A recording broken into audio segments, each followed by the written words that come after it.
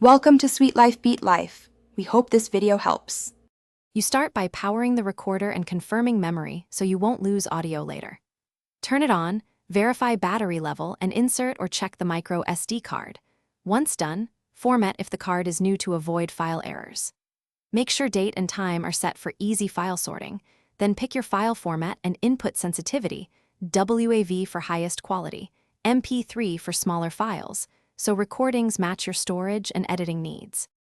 Now you focus on capture.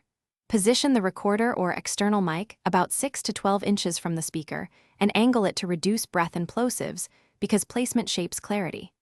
Choose stereo for ambient scenes or mono for single voices, and enable low cut or a limiter when there's background rumble or sudden spikes. Put on headphones and watch levels. Adjust input gain until peaks sit below clipping. This prevents distortion and saves time in editing later. Finish by stopping the recording and labeling files so you can find them later. Make concise names and move takes into folders as soon as possible.